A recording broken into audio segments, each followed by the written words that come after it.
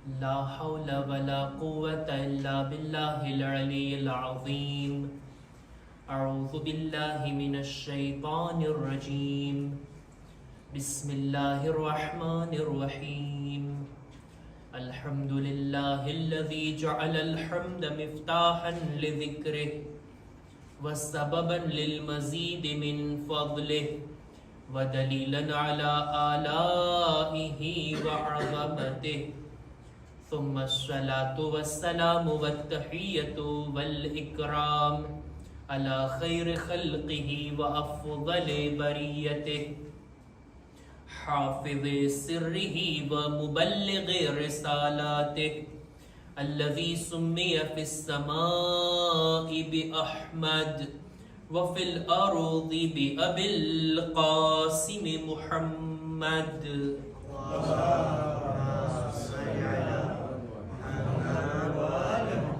وعلى أهل بيته الطيبين الطاهرين المعصومين المظلومين ولعنة الله على أعدائهم أجمعين.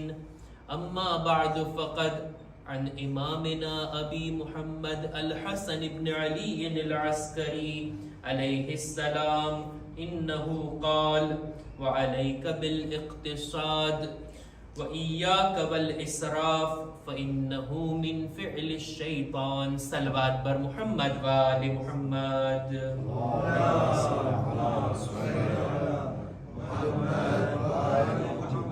માહે રબીઉલ અવ્વલ મહિનાની 8મી શબ અહલે બૈતના ઘરમાં એક ગમની તારીખ છે અને આજની મજલિસ ઈ ઉન્વાનથી ખાસ છે કે આજે આપણા જમાનાના ઇમામની ખિદમતમાં આપણે એમના બાબાનો પુરસો પેશ કરવા માટે જમા થયા છીએ.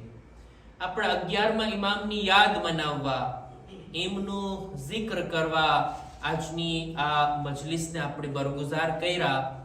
આપણા 11મા ઇમામોના સિલસિલામાંથી સૌથી ઓછી ઉંમર રાખનાર આપણા 9મા ઇમામ હતા કે જેમની ઉંમર હતી 25 વર્ષ. અને એમના બાદ જો સૌથી ઓછી ઉંમરવાળા કોઈ ઇમામ હોય તો એ આપણા 11મા ઇમામ છે કે જેમની ઉંમર મુબારક છે 28 વર્ષ.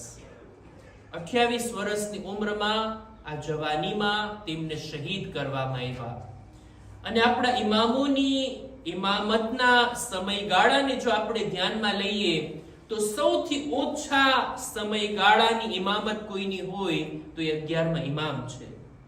ફક્ત 6 વર્ષ આપની ઇમામતનો સમય હતો. 22 વર્ષના હતા ત્યારે એમની ઇમામતનો આગાઝ થયો અને 28 વર્ષની ઉંમરમાં પોતે શહીદ થયા. આ 6 વર્ષની અંદર ઇમામે ઇમામતની જવાબદારીને અંજામ આપ્યા. આપણા 11મા ઇમામના બારામાં આપણા ઉલમા લખે છે કે એમની નાની ઉંમર હતી, 5-6 વર્ષની ઉંમર હતી કે પોતાના બાબા આપણા 10મા ઇમામની સાથે તેઓ મદીનાથી સામર્રા મુંતકિલ થયા અને તેઓ સામર્રામાં જ રહ્યા. 10મા ઇમામની શહાદત પણ ત્યાં જ થઈ અને આપણા 11મા ઇમામની શહાદત પણ ત્યાં જ થઈ. કોઈ મુસાફરી સામર્રાથી 11મા ઇમામની જોવા નથી મળતી. આપણા ઉલમા ત્યાં સુધી બયાન કરે છે કે 11મા ઇમામ હજ કરવા કે પછી મદીના પણ નહોતા જઈ શક્યા. સામર્રાની અંદર એક રીતે જોતા તેઓ નજરબંધ હતા અને સૈનિકો અને સિપાહીઓની દરમિયાન રહેવા ઉપર મજબૂર હતા. આ છે આપણા 11મા ઇમામ. ટૂંકી મુદ્દતની અંદર એમને મોટા મોટા કામો કરવાના હતા. ઓછા સમયની અંદર બુલંદ મકસદ વાળા કામો ઇમામ અંજામ આપી ગયા. જરાક તવજ્જુહ તો કરીએ, ધ્યાન તો આપીએ. ઇમામની આ મોકિયત, ઇમામની આ જવાબદારી કેટલી સખ્ત અને કેટલી ભારી છે. આપણા 11મા ઇમામ એ ઇમામ છે કે ઇમામોના સિલસિલામાં હાજર ઇમામોમાં સૌથી છેલ્લા ઇમામ. ત્યારબાદ હવે ઇમામ તો હશે પણ ગાયબ હશે. ઇમામ તો હશે પણ લોકો આસાનીથી એમની સાથે સંપર્ક નહીં કરી શકે. ગાયબ ઇમામના આવવા પહેલા આ સૌથી છેલ્લા ઇમામ છે કે જેઓ સમાજમાં લોકોની દરમિયાન હતા. આ એક વાત. બીજી વાત, તેઓ જમાનાના ઇમામના વાલિદ છે. એમના ઘરે ઇમામે જમાનાની વિલાદત થવાની હોય અને એવા ફરજંદને આ દુનિયામાં તેઓ લાવશે કે જે કયામત સુધી એમની ઇમામત બાકી રહેશે. એમની ઇમામતનો સમયગાળો લાંબો હશે. તેઓ નજરોથી ગાયબ હશે અને લોકોને આ વાતની જાણકારી પણ આપવાની છે કે આ ફરજંદ દુનિયામાં આવી ગયા છે અને સાથોસાથ લોકોની નજરોથી એમને છુપા પણ રાખવાના છે. આ બંને વાતોને જ્યારે ધ્યાનમાં લઈએ ત્યારે ઇમામની જવાબદારીની સંગીનીનો આપણને અહેસાસ થાય. એવું નથી કે સામરાની અંદર જમાનાના ઇમામની વિલાદત થઈ જાય, એમને હાથ પકડીને ખાચા ગલીઓમાં ઇમામે જમાનાને ફેરવવામાં આવે, લોકોની નજરોની સામે હોય. ના, એમ પણ નથી કરવાનું. હુકુમતથી ખતરો છે. અને સાવ એટલા પણ છુપા નથી રાખવાના કે લોકો શક કરવા લાગી જાય કે 11મા ઇમામ દુનિયાથી ગયા, એમને કોઈ ફરજંદ હતું કે નહીં, એમને કોઈ ઔલાદ હતી કે નહીં. ખાસ ચાહવા વાળાઓની સામે એમની ઓળખાણ પણ કરાવવાની છે. દુશ્મનોની નજરોથી એમને છુપા પણ રાખવાના છે. આ બંને વાતને ધ્યાનમાં રાખીને ઇમામ એક અઝીમ પગલું ઉઠાવ્યા, અઝીમ કદમ ઉઠાવ્યા કે દુશ્મનોને ખબર પણ ના પડી કે ઇમામના ઘરે એક ફરજંદની વિલાદત થઈ, છુપી રીતના.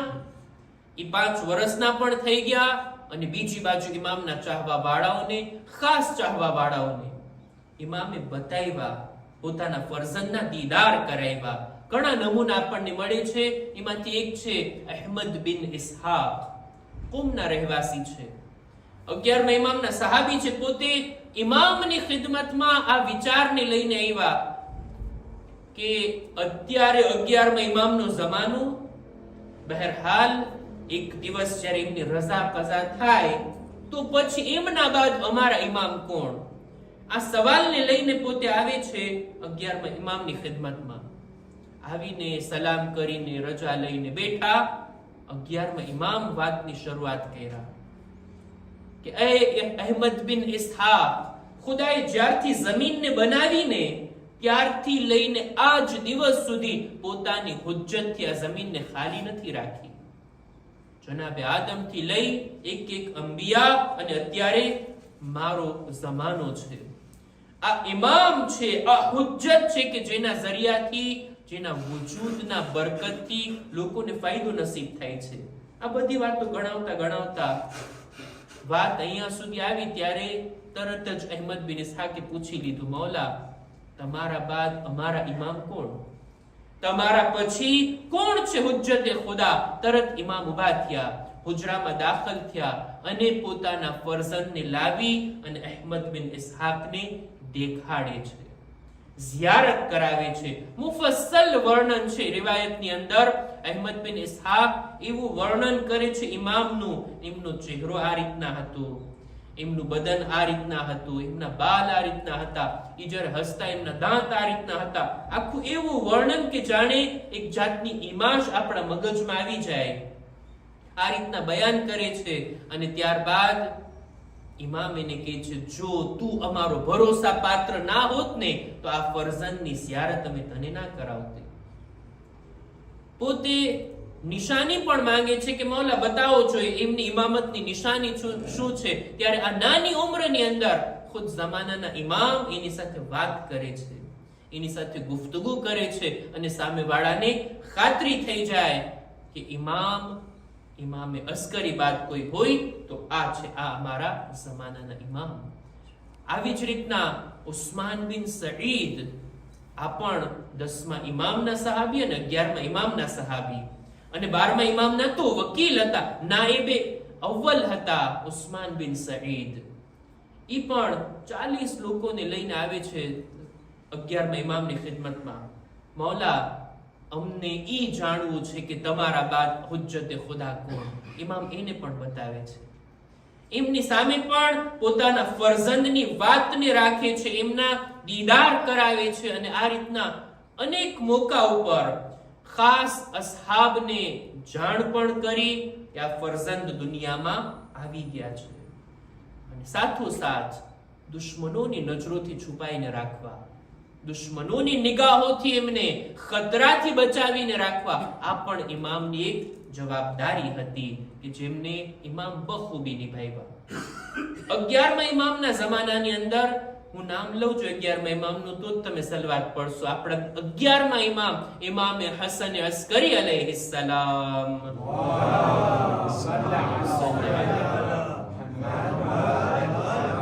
એમની ઇમામતની અંદર ખાસ બાબતોમાંથી એક આ હતી કે પોતાના ફરજંદના દુનિયામાં આવવાની જાણ અને દુશ્મનોની નિગાહોથી છુપા રાખવા. આ પેલું કામ.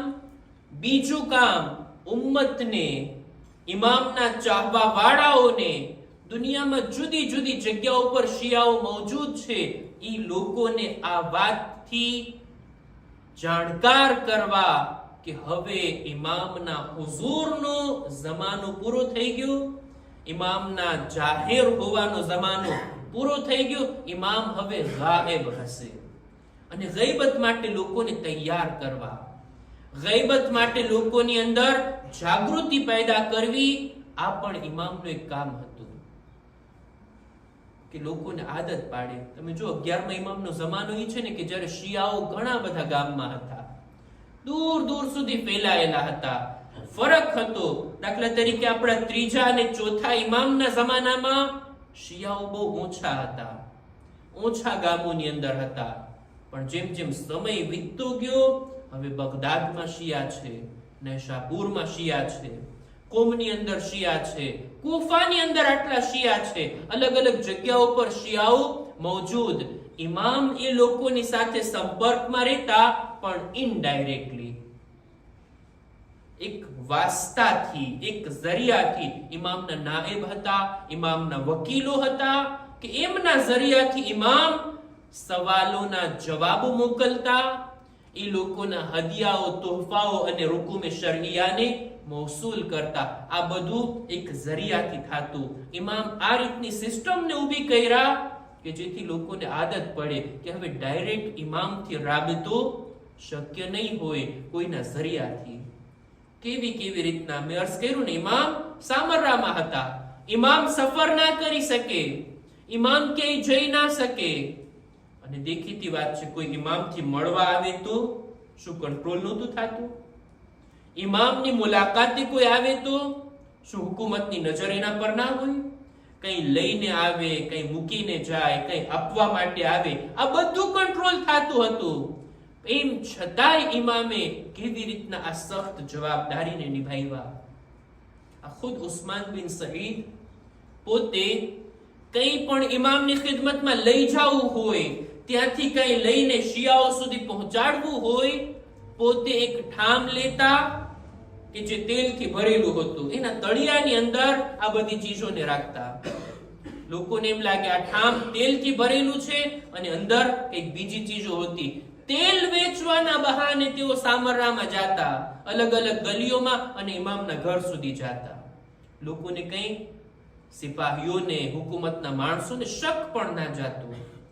એવી જ રીતના અમુક સહાબીઓ એવા હતા કે કઈ ફ્રૂટ લઈને વેચવા નીકળ્યા હોય, એ બહાને ઇમામના ઘર સુધી પહોંચી જતા અને ઇમામની સાથે મુલાકાત કરતા, અને જે કંઈ દેવાનું હોય, લેવાનું હોય, સવાલો પહોંચાડવાના હોય, મેસેજ, સંદેશાઓ, આ બધું ઇમામની સાથે કોમ્યુનિકેશન કરતા. ઇમામ પણ એવી જ રીતના પોતાના એક ગુલામને ઇમામ કે છે, આ લાકડીને લઈને જા, ફલાણા માણસ સુધી પહોંચાડી દે. એક લાકડી, સાદી લાકડી. ગુલામ કે છે હું આને લઈને ગયો, રસ્તામાં એક જાનવર હતું, મેં લઈને લાકડી મારી, જોયું કે લાકડી તૂટી ગઈ અને એની અંદર એક પત્ર રહેલા હતા, અમુક કાગળ હતા. તરત જ મેં લાકડીને સીધી કરી અને લઈને પહોંચાડી દીધી. ઇમામને જ્યારે જાણ થઈ ત્યારે ઇમામ કહે છે, તને જેટલું કીધું છે એટલું જ કર ને. શા માટે એ લાકડીનો બીજો કઈ ઉપયોગ કર્યો? આની અંદર રાજની વાતો હતી કે જે બીજાઓ સુધી પહોંચાડવાની હતી. આ રીતના કિતાબોમાં ઉલ્લેખ મળે છે. આટલા સખ્ત દૌરમાં પણ ઇમામ બહુ સારી રીતના પોતાના શિયાઓ સાથે રાબેતામાં હતા. કેટલા સવાલોના ઇમામે જવાબ આપ્યા છે. શિયાઓને પોતાના જવાબો મળી જતા ઇનડાયરેક્ટલી ઇમામ કે આ ઇમામની એક ઇમામતની જવાબદારીનો એક સખ્ત હિસ્સો હતો. અને આ રીતના ઇમામ આ કામને બખૂબી નિભાવી ગયા. આ સિવાય 11મા ઇમામનો જમાનો ઈ હતો, ઇમામનો દૌર ઈ હતો કે જેની અંદર ઇમામ સાચા શિયાઓની પણ ઓળખાણ કરાવતા. સાચા શિયા કોણ છે? અનેક રિવાયતોની અંદર મળે છે. એક રિવાયતમાં તો આ રીતના છે, એક માણસ સામરાની અંદર ચોરી કરવા જાય છે. એ ચોરી પણ ક્યાં? સર્રાફીની દુકાન પર. સર્રાફી આપણે બધા જાણીએ છીએ, જો લોકો ઝિયારતમાં ગયા છે. સર્રાફી એટલે એક્સચેન્જ કરવા વાળા. અલગ અલગ સિક્કાઓને, સોનાના સિક્કા, ચાંદીના સિક્કા છૂટા આપે, બાદા આપે, એની દુકાન હતી. જઈને એના દિવાલમાંથી દિવાલ તોડીને ઈ ત્યાં ચોરી કરવા જાય છે. અને બનવા જો એવું કે ઈ જ ગલીમાંથી સિપાહીઓ પસાર થયા અને પકડી લીધા. હવે જ્યારે પકડાઈ ગયો એટલે તરત પોતે બહાનું લાવે છે કે ભાઈ હું જરૂરતમંદ છું, પૈસાની મને બહુ જરૂર છે, અને જાણો છો હું 11મા ઇમામનો ચાહવા વાળો છું, હું એમનો શિયા છું. આ સિપાહીઓના દિલમાં વિચાર આવ્યો કે ભાઈ આ માણસ પેલા તો પોતાને જરૂરતમંદ કહે છે, અને વાત તો ત્યાં સુધી પહોંચી કે પોતાને મનસૂબ કરે છે 11મા ઇમામથી કે હું એમનો શિયા છું. એટલા સિપાહીઓએ કીધું કે તને પકડીને અમે ખલીફા પાસે લઈ જઈએ, દરબારમાં કાઝી પાસે લઈ જઈએ, એ પહેલા તને 11મા ઇમામ પાસે લઈ જઈએ. 11મા ઇમામનો શિયા છો ને તું? જો 11મા ઇમામ તારી તાઈદ કરે કે હા મારું શિયા છે, અમે તને મૂકી દેશું. તે ચોરી કરી તો નથી ને, હજી પૈસા ઉપાડ્યા તો નથી ને, ચોરી કરવા આવ્યો હતો તું. અને જો ઇમામ ના પાડ્યા, ઇમામ તને ઓળખવાથી ઇનકાર કરે તો પછી તારી હાલત એવી થશે. લઈ ગયા છે ઇમામ પાસે. ઇમામ જ્યારે એને સાંભળ્યા ત્યારે ઇમામ કહે છે કે ના, તું જૂઠ બોલે છે, તું અમારો સાચો શિયા નથી. તું ખાલી દાવો કરે કે અમે શિયા છીએ, તું શું શિયા થઈ જઈશ? ત્યારબાદ ઇમામ આ મોકા ઉપર સાચા શિયા કોણ છે ને એની વાત બયાન કરે છે કે જો અમારા શિયા ઈ છે કે જે અમારા કહેવા પ્રમાણે ચાલે છે, અમે જેનાથી રોક્યા એનાથી અટકી જાય છે, અમે જે કામનો હુકમ આપ્યા એ અંજામ આપતા હોય, અમે જે કામોથી રોકતા હોય એનાથી બચતા હોય, ઈ છે અમારા શિયા. નહીતર ફક્ત દાવો કરવા વાળા અને પોતાના મરજી પ્રમાણે કામો કરવા વાળા ના એ અમારા શિયા નથી. ઓલો માણસ કહે છે મૌલા હું તો તમારાથી મોહબ્બત કરું છું, હું તમારો ચાહવા વાળો છું. ઇમામ કહે છે આ બીજી વાત કહેવાય. ચાહવા વાળો હોઈ શકે, અમારો મુહિબ હોઈ શકે, પણ શિયા હોવું એક ઊંચો દરજાની વાત છે, એક બુલંદ મકામની વાત છે. ચાહવા વાળા તો અમારા ઘણા હોઈ શકે, અમને ચાહતા પણ હોય, દીન ઉપર અમલ પણ ના કરતા હોય. આ બંને બની શકે, આ બંને એક સાથે એક જગ્યા ઉપર જમા થઈ શકે, પણ અમારો શિયા હોય અને ગલત કામ અને હરામ કામ અને ગુનાહથી ના બચતો હોય, આ બિલકુલ ના થઈ શકે. એક સલવાત પર મુહમ્મદ વાલે મુહમ્મદ.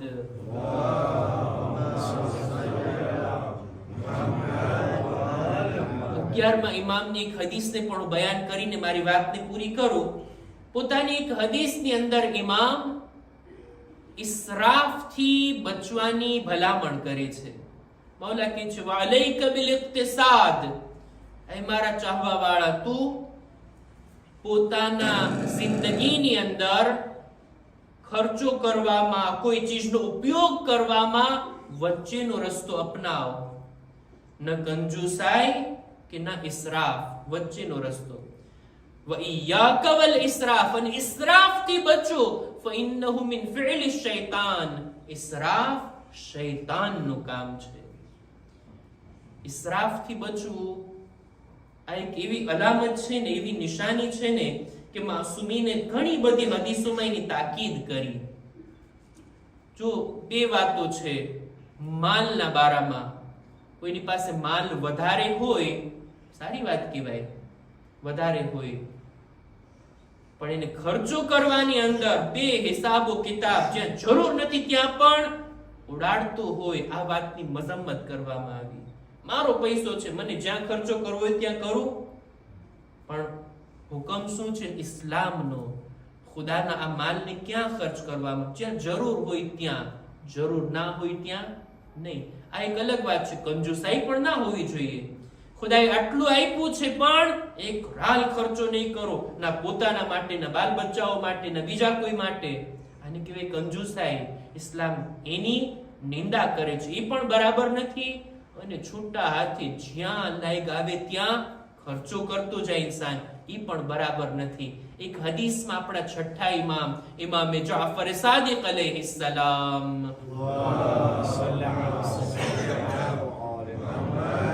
પોતાની એક હદીસમાં ફરમાવે છે, લિલ મુસરિફ સલાસુ અલામાત, ત્રણ નિશાનીઓ છે ઇસરાફ કરવા વાળાઓની.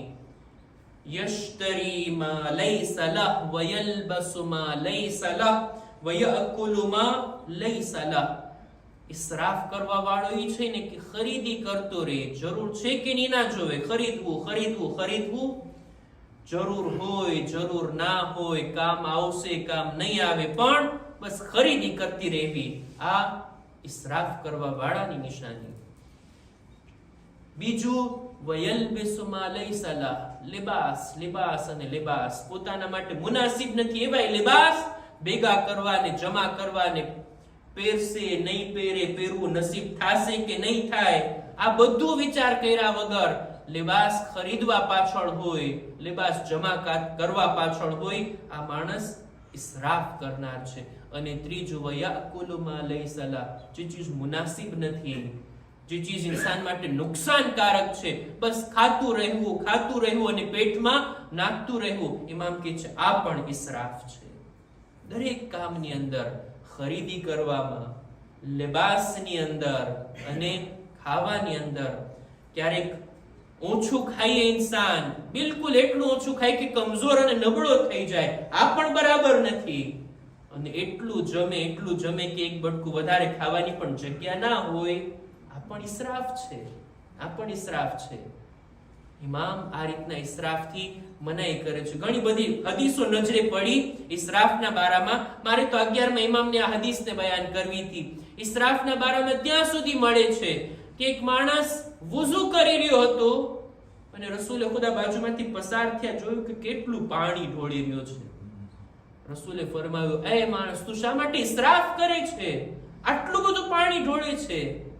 ઓલાને એમ લાગતું હતું કે જેટલું વધારે પાણી નાખ્યું એટલું વધારે સવાબ. કે છે યા રસૂલલ્લાહ, વુઝુમાં ઇસરાફ હોય? રસૂલ કે છે હા, કેમ નહીં, વુઝુમાં ઇસરાફ હોય. તમે નહેરના કિનારે ઊભા હોય, નદીના કિનારે વુઝુ કરતા હોય, તો જેટલું જરૂર હોય એટલું પાણી લઈને વુઝુ કરવામાં આવે, વધારે ઇસરાફ કહેવાય. 11મા ઇમામની આ હદીસને જિંદગીમાં ઉતારીએ, દરેક કામોની અંદર ઇસરાફથી પરહેઝ કરીએ કે જે આપણા ઇમામોની ભલામણ છે. મારી વાતને અહીંયા જ પૂરી કરું. આજે આપણે બધા 11મા ઇમામનો ગમ મનાવવા જમા થયા છીએ. 11મા ઇમામની અઝાદારી, જમાનાના ઇમામની ખિદમતમાં તસ્લિયત પેશ કરવા માટે આપણે આવ્યા છીએ. અને સાથોસાથ એક બીજી મુનાસિબત પણ છે, અને તે આ કે અય્યામે અઝાની આ આખરી મુનાસિબત છે.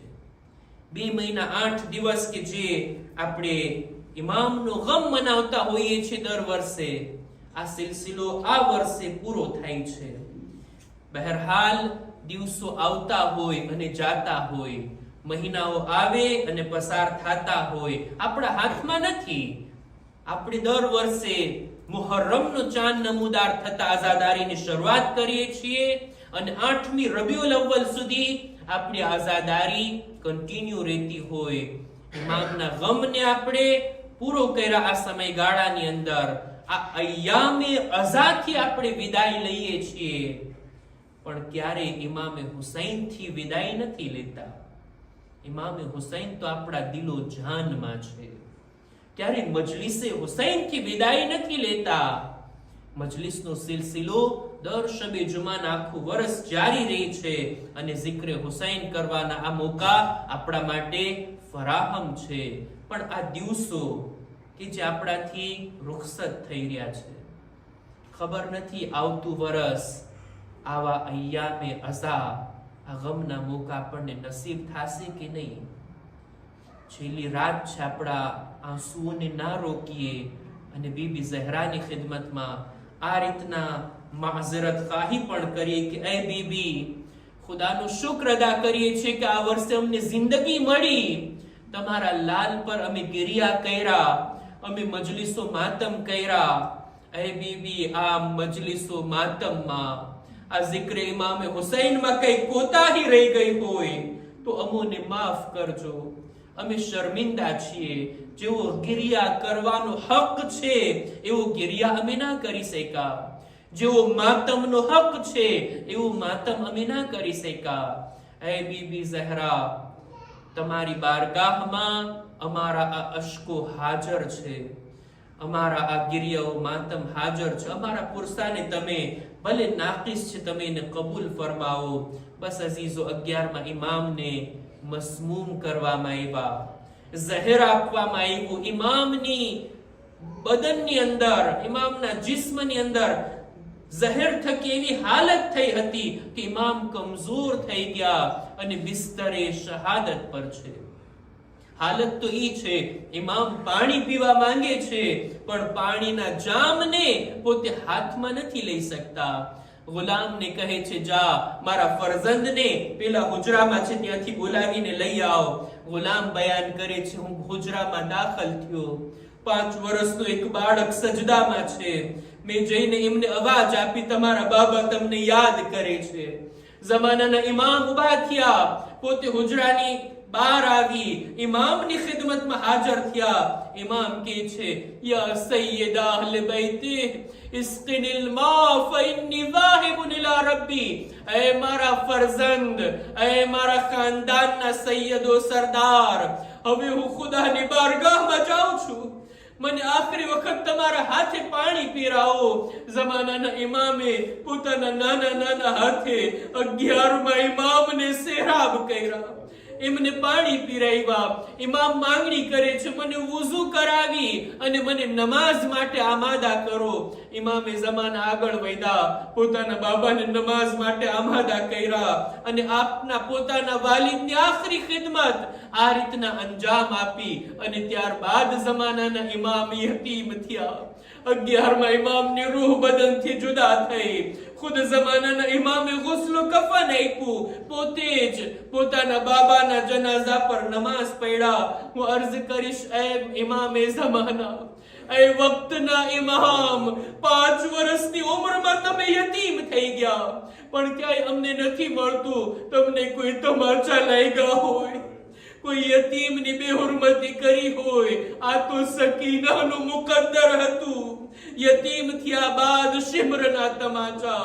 એ જમાનાના ઇમામ, તમે ખુશ નસીબ છો, તમારા બાબાને તમે તમારા હાથે સેરાબ કર્યા. આ ગમ ચોથા ઇમામ દિલમાં રાખીને આખી જિંદગી રડતા રહ્યા. હાય, મારા બાબાના સૂખા ગળાને ઝિબા કરવામાં આવ્યું, મારા બાબાને આખરી લમ્હા સુધી પાણી ના આપવામાં આવ્યું. આ ગમનો ઇઝહાર ત્યારે કર્યા જ્યારે ચોથા ઇમામ આકા હુસૈનની કબ્ર બનાવી લીધા. એક જુમલો લખ્યા, હાઝા કબ્ર હુસૈન ઇબ્ન અલી અલ્લઝી કતલુહુ અતશાના. આ હુસૈનની કબ્ર છે જેમને પ્યાસા શહીદ કરવામાં આવ્યા. હાય, ફુરાતના કિનારે રસૂલના નવાસા تشن لب سوکھا کر على القوم الظالمين وسيعلم الذين ظلموا أي منقلب ينقلبون. ماتم حسين، يا حسين.